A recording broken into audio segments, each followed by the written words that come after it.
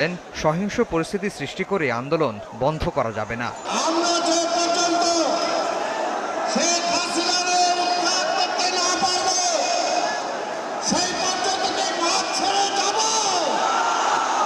গোলাগুলি করে, মানুষ খুন করে, গ্রেফতার করে, মিথ্যা মামলা দিয়ে ভোট চোর দেওয়ার রেহাই পাবে না। পৌনে 2টার দিকে পরিস্থিতি আরও খারাপ হলে মহাসমাবেশ মঞ্চ ত্যাগ করেন বিএনপি নেতারা। যাওয়ার আগে রোববার সারা দেশে সকাল সন্ধ্যা হরতালের ডাক দেন দলটির মহাসচিব। আগামীকাল সকাল সন্ধ্যা হরতাল।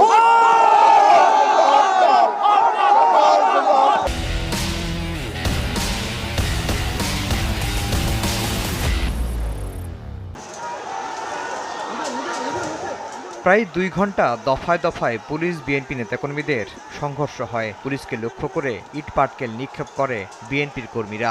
রণক্ষেত্রে পরিণত হয় নাইটিঙ্গেল মোড় ও পুরোনা পল্টন। আগুন ধরিয়ে দেওয়া হয় যানবাহনে। আতঙ্ক ছড়িয়ে পড়ে সাধারণ মানুষের মধ্যে।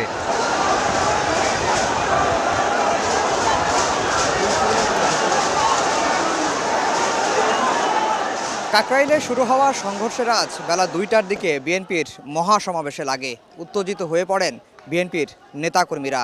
এ সময় পুলিশের সঙ্গে দফায় দফায় সংঘর্ষে জড়িয়ে পড়েন তারা।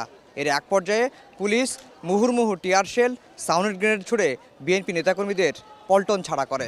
ছত্রভঙ্গ হয়ে অলিগলিতে অবস্থান নেয় বিএনপি কর্মীরা।